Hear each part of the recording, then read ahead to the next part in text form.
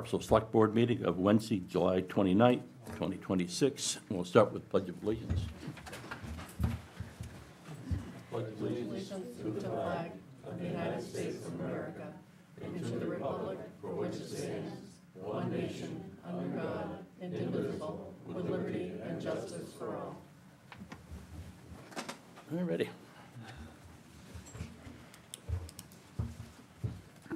Adoption of the agenda, additions, omissions?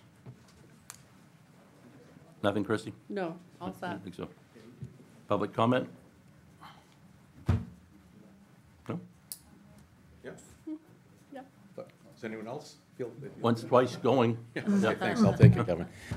Sure, Pete Nikitas, Bailey Island, with some comments around FRPC. Courtesy of my time in town, volunteering at the Orson Bailey Island Fire Department, and as volunteer and board chair, I'm familiar with the conversation here in town. I listened to the July 16th meeting of the FRPC, and I would tell you, that's a group that just doesn't get enough recognition. They don't get enough praise. They don't get enough acknowledgement. They're made up of the leadership from 3 different fire departments, very, very, very different people, very different philosophies. Sometimes they're competitive, sometimes they're territorial, but on July 16th, they got together and quickly, unanimously identified that fire coverage in the town of Harpswell has, and you should all listen to this YouTube, by the way, it's on the town's website. Fire coverage is at a critical point of failure, and the word emergency was used. And the solution that they've framed is an expansion of existing coverage to 24/7 coverage, which I think is absolutely the right move. They're to be congratulated for that, because I think there's a lot of pride in that group that's operated as volunteers for 50 years now, and they're coming to the town and saying we need to expand the town's support of what we do, and I hope we're able to do that. During the meeting, the question was asked, if we were to go to 24/7 coverage, would those folks work out of Orson Bailey? And there were 4 responses. One was yes. One was, we don't have consensus. One was, I don't support 24-hour coverage until we go till we finish the new station. And the 4th was, we can't get involved in another project right now because it'll distract from what we're doing with the new station. And I felt that was a little out of character for FRPC, because their history has been to find a problem and tackle it immediately. When they wanted to go to paramedics, they framed the solution. Let's get 24-hour paramedic coverage, hired without delay. I'm told that sometimes they slept on cots here in Town Hall until we got the building next door squared away. They wanted daytime coverage, hired without delay. They wanted to expand it from 5 days to 7 days, hired without delay. Now we've reached a point, and as a volunteer, I can tell you we are at a critical point of failure. This is a present emergency, and I'm not sure I understand the benefit to the townspeople of taking the solution and tying it to some date in the future that we can't identify. We're going to continue to have structure fires at night in Harpswell before we start that building and before we finish that building. And I think there's a path forward, which is my second comment. Going back X number of years when everybody was anticipating this day, there were some folks on Orr's Island. They just happened to live on Orr's Island. They could have lived in the Cundies. They could have lived in Harpswell Neck. It was Phil Taylor and his people thought, what should we do to prepare for the day when we need more help from the town? And with the town's partnership, with the town allowing some funds to flow through the town to the project and some money that the department put up, they renovated the 2nd floor, and there were 2 bunks, 2 baths, kitchen, dining, day room, gym, and it's almost like it's been marking time until we got to this point. So I think that rather than, I'm not saying that the select board wants to wait, I'm asking for the select board to work with FRPC to see kind of the vision here. Maybe the messaging could be, we've got the new place underway, we're in a current manpower crunch, we have a workaround. 10 years ago, we helped OBI get ready for this, so there's a partnership between the town and OBI, and we recommend that we go to 24/7 coverage without delay, and they can begin working out of Orson Bailey, and the moment the new building is completed, whenever it happens to be, we'll transition up there. I think these folks have worked so hard for their lives, living in the town of Harpswell, to get fire and rescue to the 1-yard line. That one comment at the meeting threw me a little bit, and I think it may have been made in the sort of fog of war, and I'm hopeful. Kevin, you invited them to come to the September budget cycle or whatever, prepared to talk about funding for 2027. Whatever back-channel conversations take place, I'm hopeful that the Select Board can work with these folks and say there's a really good reason for us to take a current problem, which is an emergency, meet it today. We know how to hire firefighters. We've been doing that for over 10 years. We don't have to have a new program. We just continue the program that Christie administers, that Frank administers, and get the issue in front of the townspeople. Let them make the decision about whether or not they want 24-hour coverage. Stop. Postscript. There was a fire on Bailey Island when I was still involved. I drove to the station, grabbed the tank truck, which was I was supposed to do, followed the first dude truck to the fire, parked where I was supposed to park, began doing what I was supposed to be doing, got overwhelmed with this building on fire, had never been to a fire alone before, couldn't sort it out on my own, and a municipal guy happened to be walking by. He's one of our paramedics, but he's a full-time firefighter, and he said, that goes there, open the valve. I could have got someone killed that night. That's why I left, because I know I don't have the experience, and I don't have the talent or the experience to do this. Were it not for a skilled municipal firefighter walking by that night, I could have caused a real problem for people. We need to go to 24/7 for the 2027 year. Thank you. All right. Anybody else in public comment? Nope. Selectmen's announcements. Just watch for events coming up for the 250th in the next couple of weeks. That's it? That's it. All right. Town Administrator's report. Thank you, Mr. Chairman. I think every Harpswell taxpayer hopefully knows that the town has been going through a revaluation over the past year, and they recently received in the mail their updated proposed valuations for 2026. I know some of these letters were returned to the town because we didn't have updated addresses, so we do hope that people get in touch with us because it's their responsibility to provide us with the correct address. There has been a 2-week period of people contacting the company that has performed the revaluation. People have been coming into this office, making these appointments, either by phone or in the office, I should say. And I think most people are getting a better understanding of how the company approached the revaluation, using market sales to determine what the new valuations would be. For some reason, I think it was circulated online on some social media platform that the town expected its mill rate to be $14. And that, I don't know where that came from, but we're looking at potentially a $5 or less, potentially, mill rate. So 2025 was $6.66. It's definitely going down, potentially below $5. So that was information I wanted to communicate and try to clear up for people. I would encourage people to contact our assessing office. You know, they may have questions. It's getting difficult now to make changes, but potentially within the next day or two that could happen. Otherwise, once the select board accepts the proposed valuation figures, tax bills will be based on those valuations. People still have an opportunity to go through what's called the abatement process, and they can present their information and make a case, and potentially there could be changes after that. So I just wanted to make, you know, that kind of general explanation that somehow people were very concerned that the mill rate was going up, and that's certainly not the case. And I think another point that people have been wondering about is whether or not we create some type of surplus, and that's definitely not the case. We are bound to pay the school budget, the county budget, and the municipal budget, and those are approved budgets. Town voters and in Harpswell approved the municipal budget. SAD 75 voters approved the school budget, and then the county, the budget is approved by the county commissioners.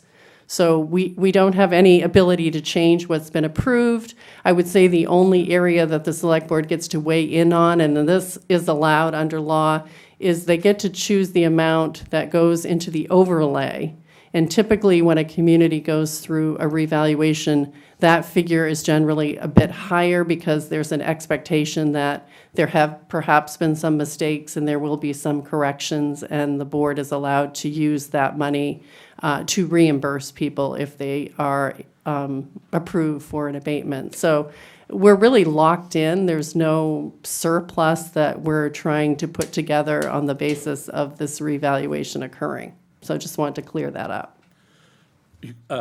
For anybody listening who has got a letter, go to the town website, go to the assessor's office, click down, you see property cards, and that'll take you to the link, and then you just type in your address, your name, and that'll show you your assessment. There were a pile that came back. Change of address, whatever, but there was a stack about 6 inches thick of letters that came back. Oh. So, for whatever reason. Yeah, that's a great point. This is all public information. You can look up your own assessment. You can look up your neighbor's assessment. You know, it's all out there for everyone to see. And of course, the assessing office can kind of walk you through how these determinations were made. But I would recommend the company Vision also, you know, if you were able to make an appointment. I've heard that they give very good explanations about how they arrived at those proposed figures. Again, I think the market values in Harpswell are driving a lot of these increases, and it's obviously difficult for us to see some of those numbers, but they are relatively real on the basis of this analysis that's been done. So that's my spiel on the revaluation. I do want to ask the select board to hire John Warner, or I should say rehire John Warner. We've had a difficult time finding an employee for the recycling center for our seasonal position. He was willing to come back after his retirement, so I would recommend that you rehire him for $23 per hour. I thought we did that already, but I so move. I second it. Yep. Well, I think this is the first time you've had a meeting since we Ah, discussed that happening. okay. So thank you. He's already working, so, That concludes my report. all in favor? There we go. Thank you. Consent agenda. I move the consent agenda, which is the approval of the minutes. I accept the Nature Conservancy's donation of, what was it, like $1,300? $1,300 and a little bit In more lieu from of- the in lieu of Nature taxes. Conservancy. Which, by the way, they're not required to give us any money I at know. all, so that's not bad. Right, we'll take what we can get. Bowdoin College mentioned that to me a few years ago. Yeah, I bet they did. In the authorization of the warrants. I'll second that. All right, no discussion, all in favor? Right. All right, wharf applications. What are we doing first? We have two wars. Tim with the town. Thank you, Mr. Chairman. Our first one is 59 Dowdy Point Road, map 42, lot 36. We had two site visits there, one with the planning board and one's with the regular codes office at low tide. It is in the VE 12 zone. There were a couple trees that needed to be cut. They were a hazard to the bank. If they were to go, they would take the bank and the wharf in the future. Other than that, there was some discussion of some grass, but the wharf itself is so high it does not impede on any growth or what have you with the grass. I had no problem with it. No, I don't either. Nope. Good. All right. I move to approve the application as the harbor master indicates there's no hazard navigation and no injury to rights of others in relation to fishing, fouling, or navigating. The second. All in favor? Our second wharf is 28 Field Road, map 63, lot 77. It's also in the VE 18. We had many site visits there with planning board and just normal site visits. The wharf does abut right up to the lot line, has been the most controversial part of this wharf. I believe the abutter and the wharf owner have come to a newer agreement by a letter from an attorney So until that is totally settled, my recommendation would be to wait. But other than that, it has passed all of the other approvals with planning board and other site visits. Under the sideline setback, the consent form says no. I mean, so it has not been. That's, was always the part between the abutters, you know, because it's right on the lot line. Right, right. And there is no room to move it. So it's more of a legal thing and that's why I'm concerned about where it is at. Well, I wouldn't be inclined to approve it without that letter. I'm recusing myself from Yeah, this I matter understood, and moving, Yeah. just so there's no. I mean, if that letter is forthcoming, I would, Yeah, it's Let's see it. forthcoming, I guess. I'll let Tim address it. Tim Forster from Sky Flycatcher. Hi, good evening, everyone. I'm Tim Force with Flycatcher here on behalf of the applicant. So the application before you is just for the ramp and the float. The wharf itself has already been approved by the planning board and the selectmen. There's history there, so I won't go into that. But the wharf size was reduced to keep that portion of the dock within the applicant's property. And the proposed ramp and float extension is no more or less conforming than the existing structure. So, you know, if we're right on the line with the pier, but the ramp and float branches off, and it is no closer than what's already permitted. no, I see the corner of the wharf has been cut off for that bit. Yep. But there's a 25-foot setback for these things, and in no way does this meet that. Yep. So the other part about the neighbor who originally was in opposition to the structure, those two are trying to work something out. But, you know, I think as I mentioned to the code officer, until the ink's dry on the paper, you know, they want to proceed with what they have now. If they can come to an agreement, then they would come back and modify that. But I was curious why they didn't want to wait until the whole thing was put together. I think Denise relayed that to you yesterday for me. Correct. And the reason being is if it doesn't come together, then they're just, you know, that's going to take time to sort out. And they've made it this far. They've been approved by the planning board. They've been approved by the selectmen prior to. They just want to finish and have what they have before you today. And if they can come to a resolution with the neighbor and get that sorted out, then they would come back. And really all that is for the wharf portion. The ramp and float would still land in the same spot. I'm going to say again, I'm not inclined to approve something with a promise that there will be a letter coming. I would like to see, I would like But to we're not. see, But, right.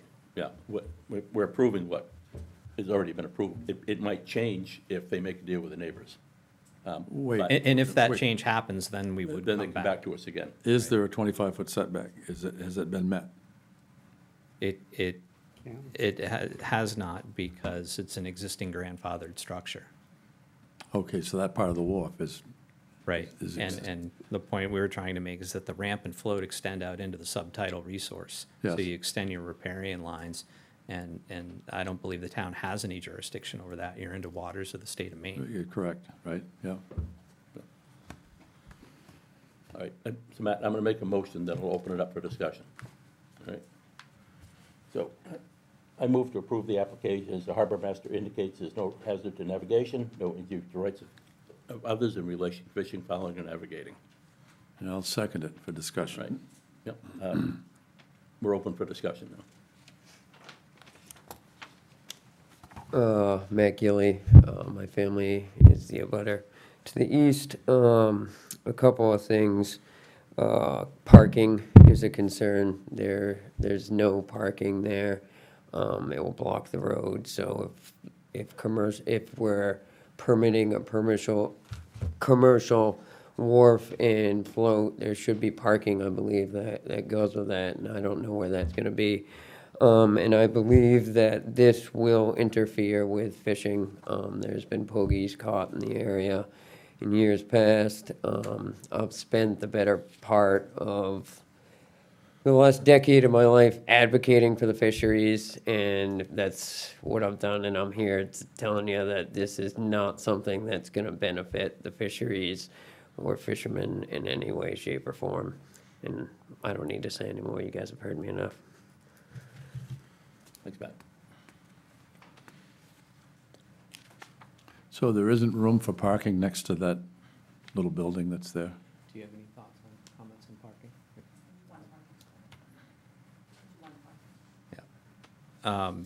So the applicants say that there is room for to park one vehicle there. I don't know that parking is in the jurisdiction of fishing, fouling, or navigation, or rights to the other that the board has jurisdiction over. In terms of fishing, fouling, navigation, people catching pogies in there, it's a very low tide. It's tucked into the head of the cove. We did work with the Harbor Commission or the Harbor Board to modify the anchoring system. So we shortened the chains, we got rid of the blocks, we're using helical anchors, so any gear sits flat on the ground. If someone wants to come in there in a boat, they're only in a few feet of water, and the float's not gonna have any impact on that. Thank you. Yep. Did you second it, David? Yeah, I seconded it. All right.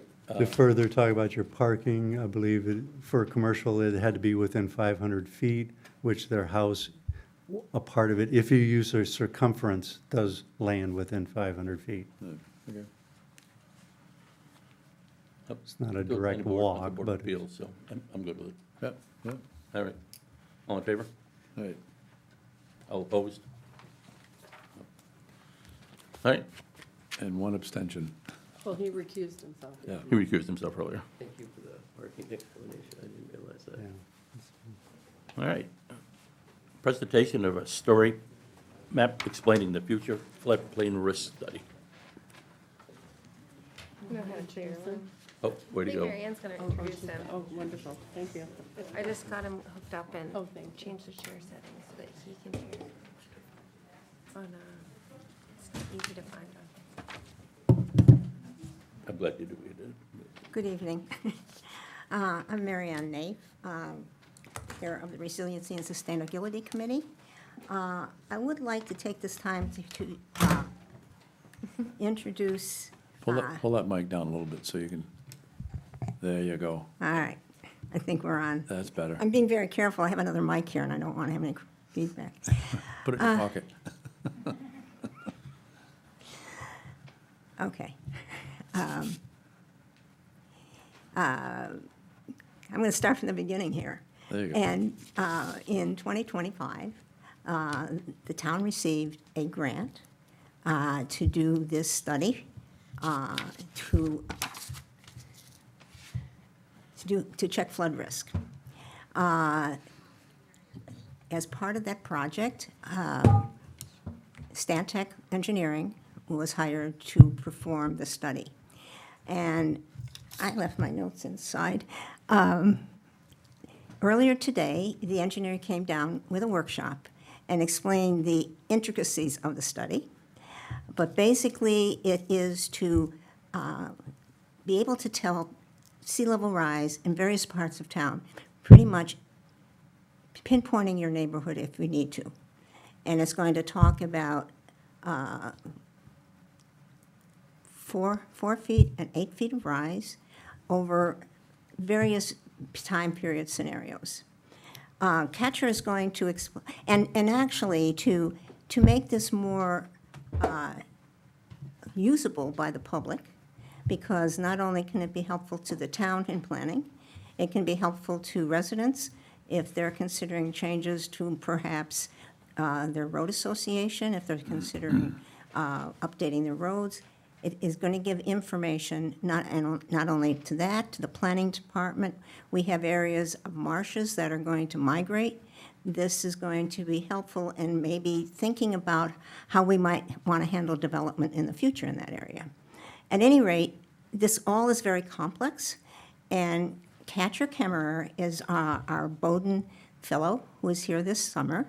He has worked on the map with with Stantec, and he's going to present that now, with the ability to show you how it works, and he'll take it from there to show us how it simply can be worked. And Catcher, would you like to come here and do that? Thank you.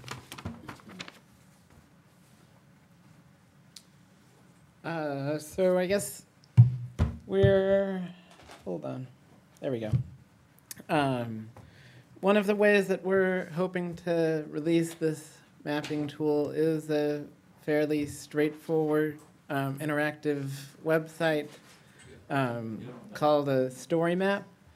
And so we just received the final maps from Stantec on Monday, so my focus since then has been on migrating these very large files over to an online platform where we can put it into the story map.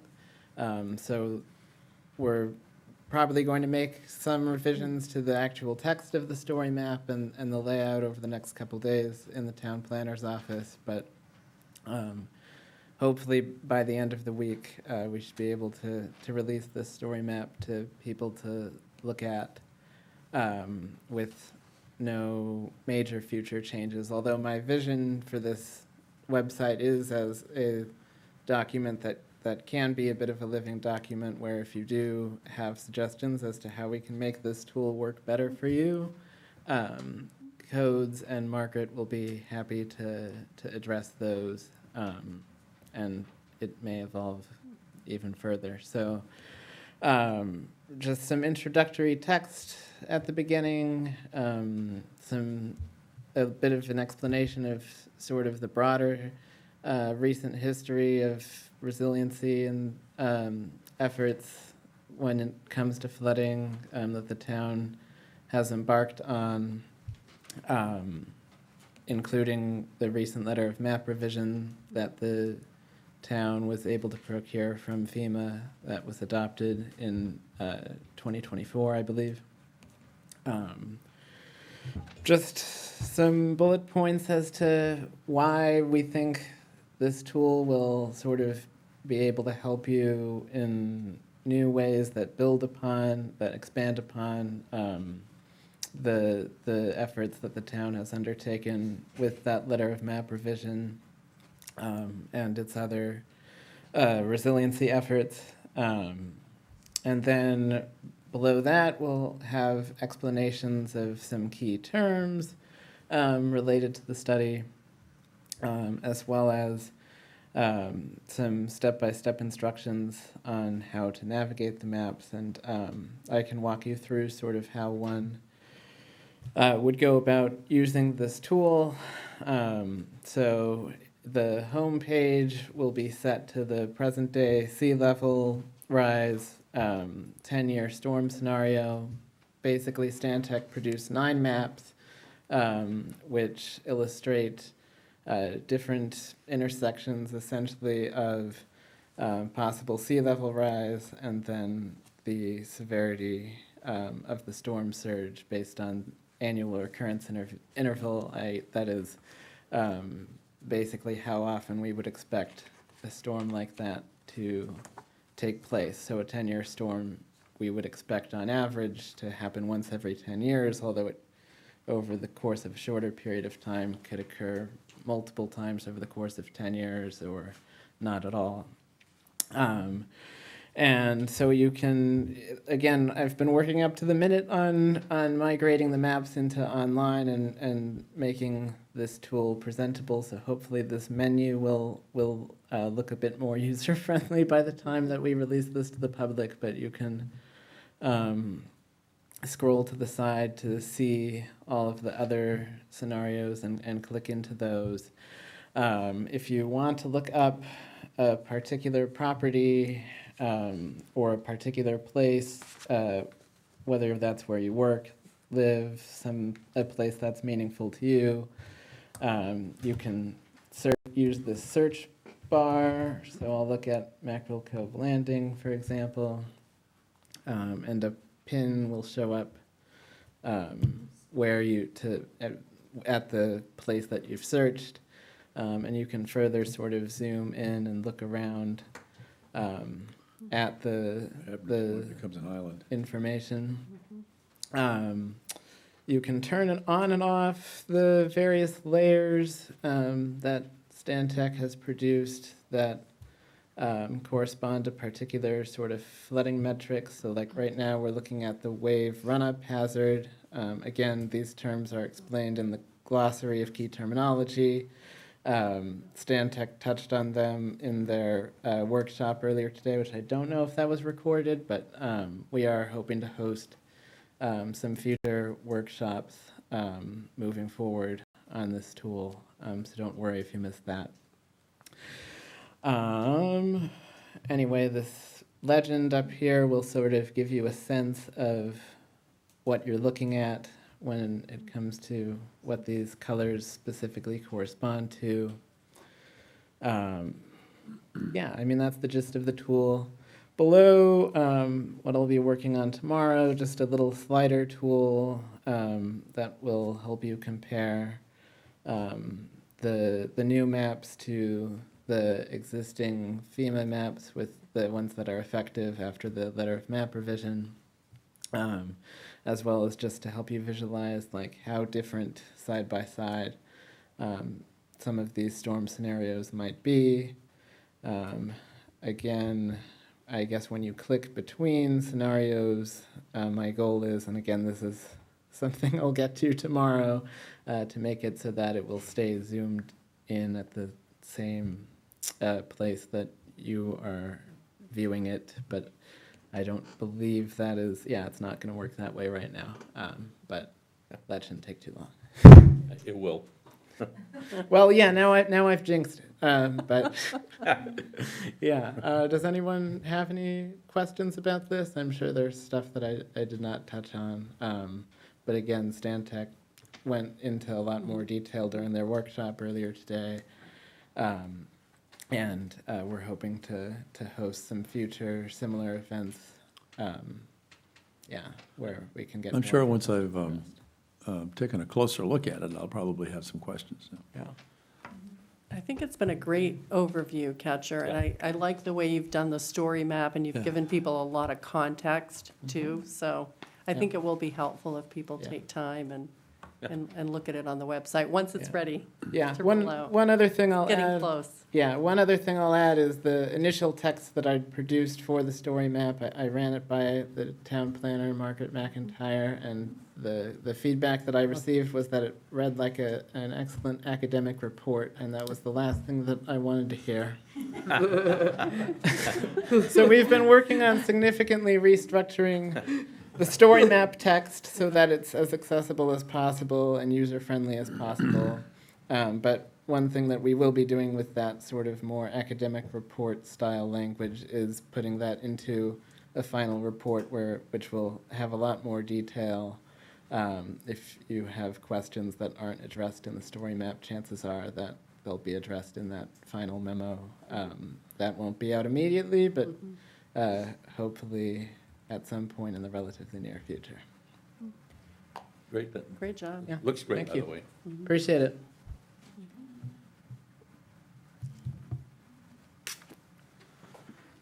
Hi, Margaret McIntyre, Town Planner. I just do want to say a big thank you to Catcher. He's been working really, really hard on this GIS mapping portion of the project. Obviously, typically Amelia would be here to support us, but in her absence, a lot of it has really fallen on his shoulders, and he's risen to the occasion. And we are really excited to get this product out there for everybody to be able to use and learn and plan with. So I'll let you guys all know when that's live on our website. All right. Thank you. I'm sure Amelia's home watching right now. Yeah, I hope that she's having a great time and that we're in capable hands without her. Thank you. All right, we're good with that. Streetlight request change form. Yes, so this request came before the board recently. I believe it was delivered in June. It was submitted by Jeff Sumner, and I do believe he's online, so he may want to speak tonight, Margaret, if you're letting people in. He lives on 19 Little Island Road. There is a street light that is on that road that the town of Harpswell pays for. And he and his neighbors, I think there's at least 2 others impacted, or maybe 3 others, impacted by the light, and they do not feel it's necessary for them to have this street light on Little Island Road. The town of Harpswell has a policy that the select board adopted. It was first adopted in 2010, it was revised in 2012, and again in 2015. And essentially, there was an area, I guess, that said that congested areas having speed limits of 25 miles per hour or lower should be lighted where absolutely necessary based on evidence of pedestrian traffic on or near the roadway. I think that they don't find that it's absolutely necessary in their neighborhood. We don't have speed limit, we don't have lights on many of our 25 mile per hour areas. So it does seem as though this falls within your consideration, Yep. that you could consider removing it, and you may want to hear from Mr. Sumner. In the meantime, I will say that I wrote this policy, by the way, and I visited the site today. And Little Island Road, you guys are familiar with that, does fall within it's 15-mile-an-hour road. But what we have said, it should, doesn't say must, and it's up to us. And I frankly don't believe there's a one on pole 2 as well, in front of the old fire station. Yep. And I talked to a couple of people in the neighborhood there, and they don't think it's necessary, the one on pole 2 is necessary either. Well, So that a I'm- motion? Yeah, I move that we take both of those out, 2 and 4. I'll second that, because it seemed like the neighborhood, everybody that utilized it didn't want it, so. Right. I will say I contacted Cumberland County Sheriff's Department to see if there was any accident data on Little Island Road in the last 5 years, and there was not. I can imagine. Yeah, it makes it So- even easier. I can imagine there isn't. There is on the old fire station, there's a motion detector light anyway, he said, so, Is there? yeah. So he said, don't worry about it. We need a vote or a consensus. You need to vote. All right, on- all in on favor? And you're removing 2, is that right? Yeah, 2 and 4, Right. pole 2 and pole 4. So did you call for the vote? Yeah, we all I did. voted Oh, in favor. sorry. Yep, You got to pay attention. I'm not, I'm We move quick. thinking of the next item. yeah, Okay, thank you. all right. Amendment of the two emergency services agreements. Yes, so recently we were reviewing our services agreements with the 3 departments, and we realized that there was some language in the Orrs Bailey Island agreement regarding the fact that the town provides this advanced life support service, which is the paramedic service, that we are purchasing vehicles, and there's some other language, I don't have it right in front of me at the moment, but we realized that was missing from the Harpswell Neck agreements and from the Cundy's Harbor agreement. So we are recommending that that be updated to reflect the same language. Well, it should be uniform, right? Yeah. I move that we accept the language. All right, I second it. Any To discussion on this? modify both of those agreements Yeah. to Make them- include that make the same, language. yeah. Thank you. No discussion, all in favor? Great. Right. That's that. All right, Harpswell Community Broadcast Corporation Capital Equipment Request.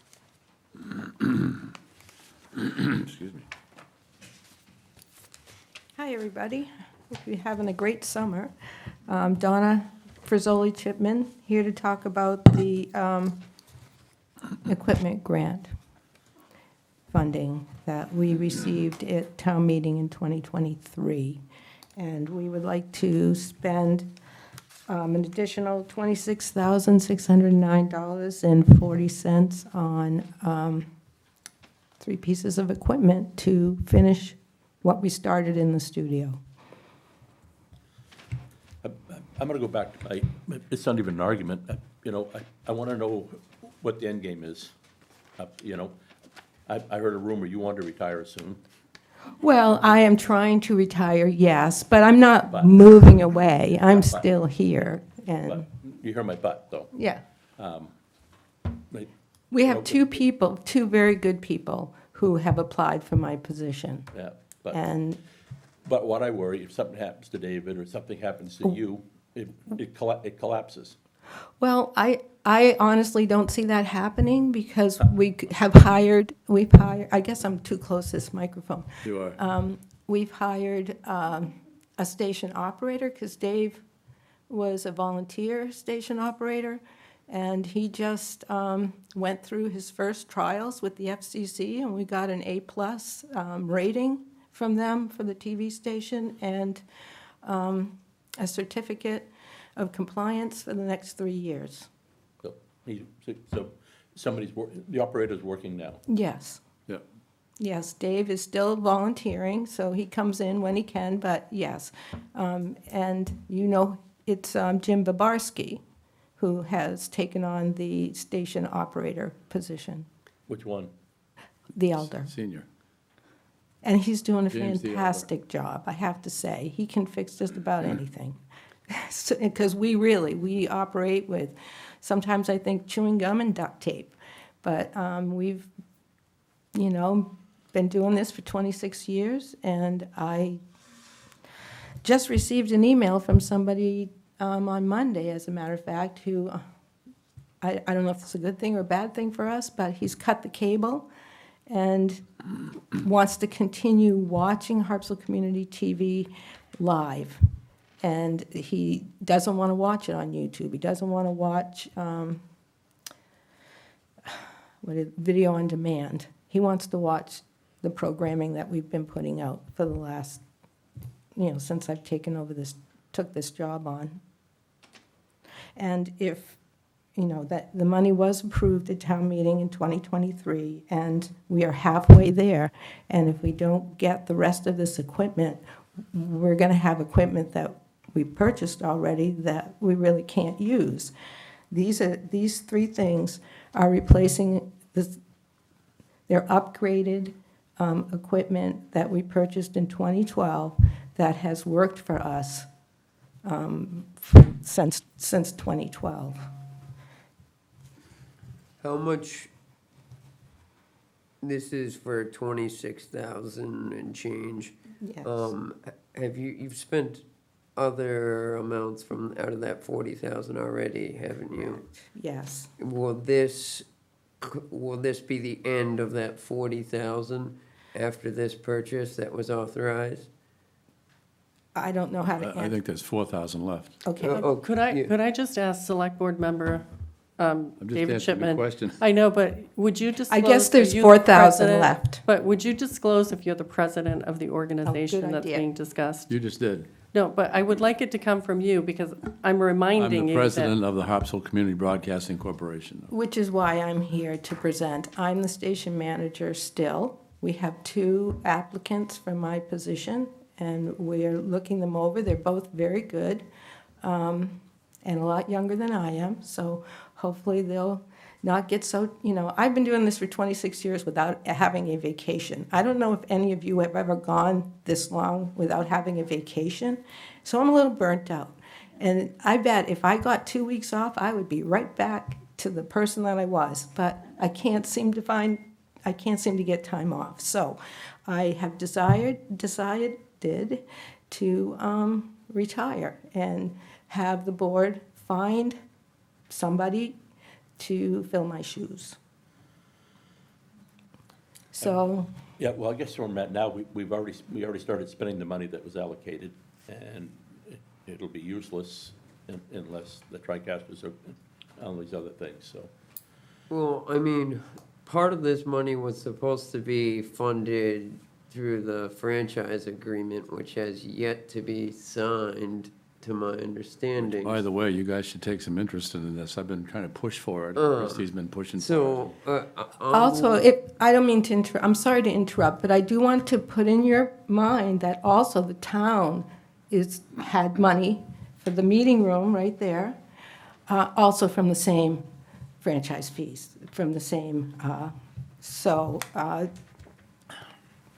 Could I just? it's not our fault that the town hasn't followed through to get the contract well, signed. I just want to clarify a couple of things. So there was a warrant article in 2023, and it authorized the use of general fund balance of 90,000, 50 for the town, 40 for community TV.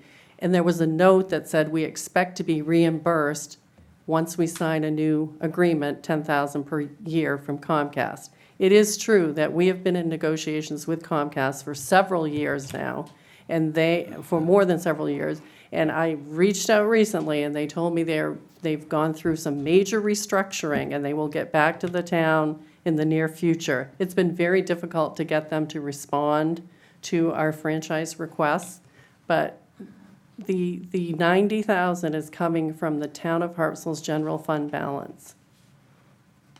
But, and as in the position we are in now, because you have upgraded your equipment in the media room, we are having problems working with you guys.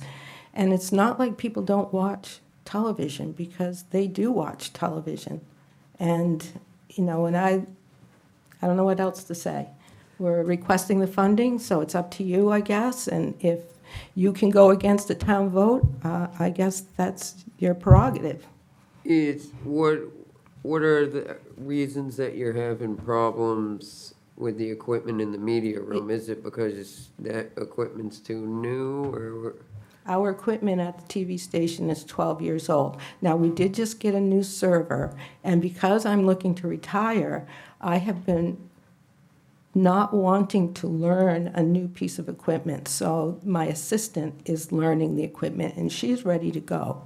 So we're working now with the company that we worked with to make sure that they can give us a channel guide, because that's what I hear the most problems.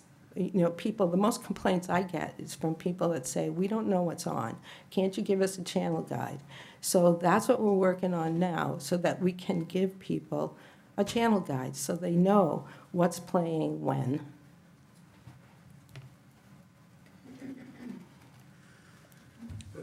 All right, well, I'm going to make a motion that we, give them the $26,609.40 for the TriCaster media switcher, TriCaster switch controller, and the Walbert Quad video monitor.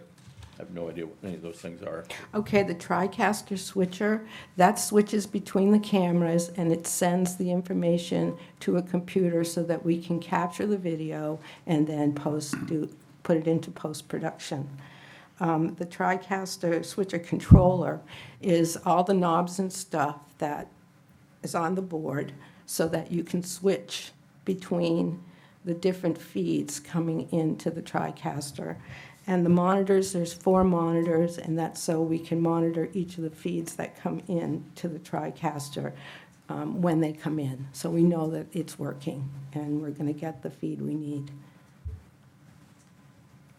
Once you get all this equipment, do you think that will resolve the problems that you're having with the media room, or do you feel as though there's other issues beyond just this equipment? I honestly think that once we get the new server up and running, that will really solve the problem. This is so people that can come into the studio and use it and make programming. I have the Historical Society asked me if they could come in and interview some of the elder people in the community. I guess Davey told me that there was somebody that's like 95 years old that he's really anxious to interview. Hal wants to come in and do cooking programs and other kinds of things. And we've really been behind the eight, I don't want to say behind the 8 ball, but we haven't been able to use the studio in so long that it feels like that we need to really get this back up and running, because we're letting people down. There are a lot of people that, Matt, you were in the studio, and I had to use my own camera to film you because things weren't working there. So now we have the cameras, but we don't have the equipment to work with the cameras.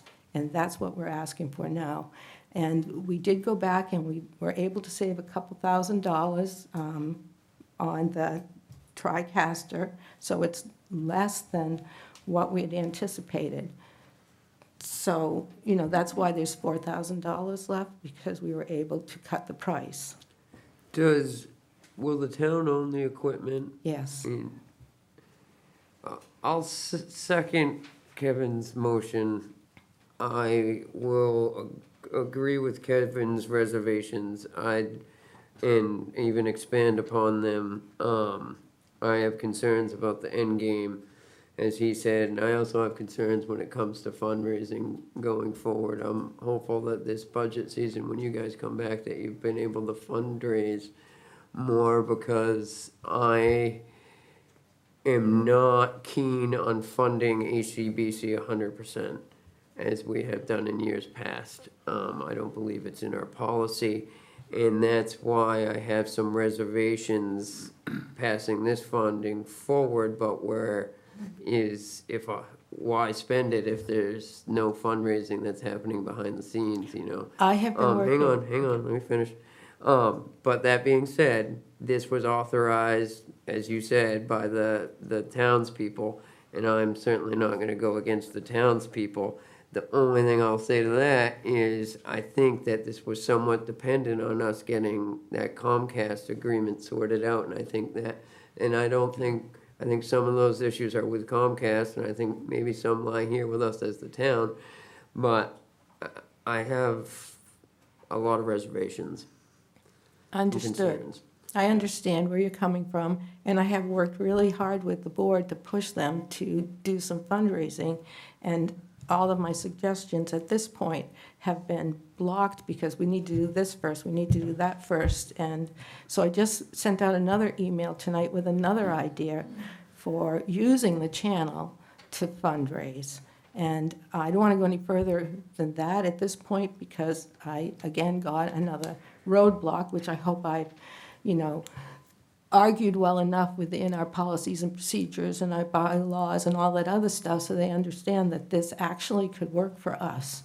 Maybe it will be helpful if they rewatch this meeting and they see I that hope so. I asked them board to come. is I asked them to come. Nobody's that some here. fundraising take place. Could I just make another point too? Because we Yeah. have been asked for your minutes from your board meetings. And do they exist? Can we make them available to people? Will you make them available to people? And I think you should speak at the podium if you're going to respond, Well, because no, you're not speaking I as. told you who our secretary is, and you know who he is, and you Well, you were your going to contact. organization has I been will asked directly for contact- them. So when they don't, Well, I don't know if we've been Okay. asked directly for them, So if but I I will reach talk out- to our secretary, who takes excellent minutes, and see if he can, and if they could be provided to don't the meet town very on a often, regular basis. but we don't meet once a month. We meet, sometimes we've only met once a year because we had nothing to talk about, really. But we can get There's the a lot minutes to from talk your about now. secretary. Now, there We've is, got a lot you're to talk correct, about. you are correct there, and I've been pushing for monthly meetings, and I hope that the board will agree. And So would maybe I you do- contact Don Miskell? I'm sorry. I will I contact just Don wanna- Miskell and ask him to send you To our provide the minutes. town with the Yes. minutes from the last year or Okay. two. Yeah, Okay, I will okay, talk to thank him you. about it, Christie.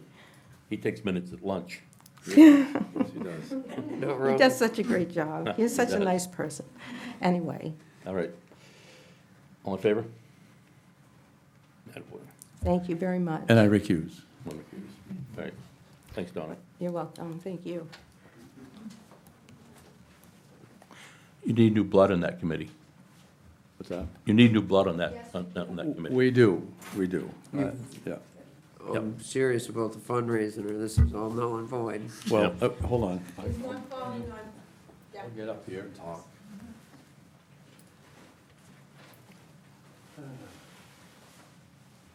Put my other hat on. Dave Chipman, president of the Harpswell Community Broadcasting Corporation. We need to get one of those things on the end of this mic here. So at our last board meeting, I made it very clear that we need to do this. And I think by the next time we come before the Budget Advisory Committee, we'll have some of those answers. We have an awful lot of opportunities to make money with our channel. We actually had somebody who plays the Lionsgate. You've probably heard of them. They play old movies. They came to us and wanted to rent a sub-channel of ours because we reach into Portland. So You know, those kinds of opportunities exist just from the transmitter. But we've also talked about a fundraising letter, which everybody does that. So, and underwriting on our programming. I mean, there's all kinds of opportunities. So we did talk about that, and I made it very clear that we need to start moving forward on this. We've been depending on the franchise fees. Now the franchise fees have dropped below our operating money. So we don't want to cause, we don't want to use tax money for this. That was never our intention. So we need to fill that gap with something, and we know that. So we're working on it. And we need to get a thing on the end of that mic. All right. Back to public comment. Anybody?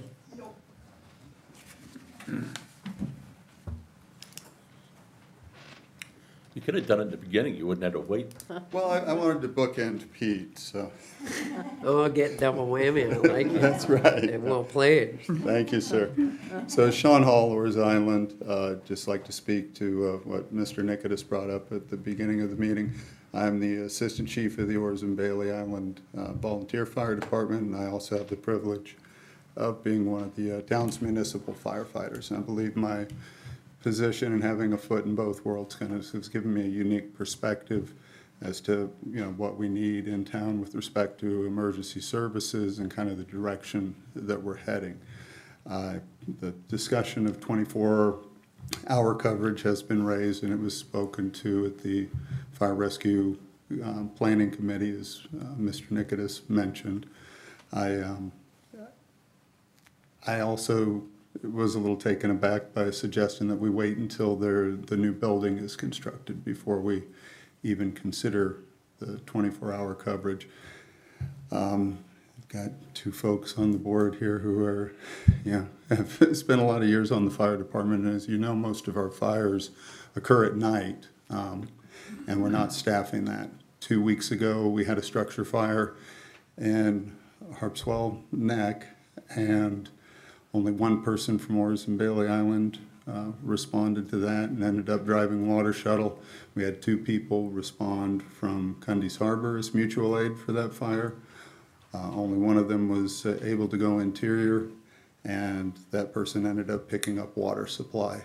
So you had the individual from OBI and the individual from Cundy's Harbor, both interior certified, that couldn't go to work or grab a nozzle on the fire because they were handling water supply. So I think we've been fortunate with respect to hiring firefighters for the town staff who are using this as a supplementary income for their main jobs as municipal firefighters for Bath, Brunswick, places like that. So we have a lot of experience, and I would just encourage the select board to, I guess, catalyze the conversation with the Fire Rescue Planning Committee on expediting the 24-hour coverage. I think the thought that it needs to wait for a structure to be built and to house the firefighters doesn't do anything to mitigate the immediacy of the staffing shortage that we have and that we're facing. Orrs and Bailey Island has 23 people on our roster. Not all of them are interior qualified folks, but when we had the structure fire, only one of them showed up. So that's all I have. Well, I don't normally respond to public comment, but I will tell you that Frank's been looking into salaries, from other departments. We're looking into it, but as you heard before, we have to ease into budget committee, Right. and it's not gonna happen overnight. And there's only one or two people that wanted to wait for the new building, Yeah. I think when a full consensus, it'll probably go up the other way, but Yep, I guess. understood. But, it's just starting to be talked about in the last 2 meetings, so I'm sure tomorrow it'll be the topic of choice. I'm sure it will be. Yep. All right. I Thank you. usually don't respond either, but I wanted to say thank you Yes, sir. to you and the other, I can't remember his name, the first gentleman that spoke for. Oh, yeah. I'm probably not as in tune to fire and rescue as maybe I should be. Yeah. So when you folks getting up and saying stuff like this brings it to light for folks like myself, so I appreciate that, and I think you bring up valid concerns that that will need to be looked at sooner rather than later. So Yeah. thank you. Thank you very much, Matt, and Candice Harbor is accepting applications. He lives a half a mile from the fire department. time? You'll have to shave your beard. I don't know where I'll slide in. You'll have to shave your beard, though. No, you can No, drive, I don't know about that either. you can drive a tanker. They won't let me drive anything if I shave the beard. They'll think I'm 12. Hi, everybody. I'm Ellen Glue, and I'm from Great Island. And Sean's one of my mentors, so I've learned a lot for the last year and a half. I have been on the board of OBIFD, and I'm also on the Strategic Planning Committee. And I just want to underscore also, I think staffing is one of our most critical needs as far as fire and rescue goes. I'd ask the board to actually work with the FRPC to come up with a plan, a real staffing plan, not just for the current issue of the 24/7 coverage, but beyond that. We know that we're not alone. Every department in the country is facing a difficulty with recruiting and retaining staff, whether it's equipment operators, drivers, or firefighters. So I do hope that the 24/7 coverage will be made a priority and not tied to the opening of the central station, because we don't know when that will be. But I wonder if there is an update on that. I sat in as Christine's rep as the VP on a couple of the sessions about the central station, and I understand at that time when I was serving in her place that the Department of Environmental Protection certification is a major piece of, allowing the critical path to move forward. And I think the other item is some of the site issues, water, whatever. If we could get an update on that, when the fire station is expected to be started and completed. Anyone? I know you're on the committee, Yeah, Kevin, maybe. We're meeting tomorrow. We'll have a new update Oh, tomorrow. you have meeting tomorrow? We do. Okay. All of the meetings are on our YouTube channel, so. Yes, I Okay. watched the one that Yeah. Pete Nikitas was talking about. Great. So that's good. I'm Yeah, glad so they're available. the Fire and Rescue Planning Committee meetings and the Building Committee is on YouTube. Oh, both of them? Yes, so all of those Oh, okay, meetings you good. can Thank you. watch. Good to know. Great. 1:30 is the planning committee, and 3 o'clock is the, Okay, with the the back-to-back, architect and right behind as it. they were then. Okay, thank you.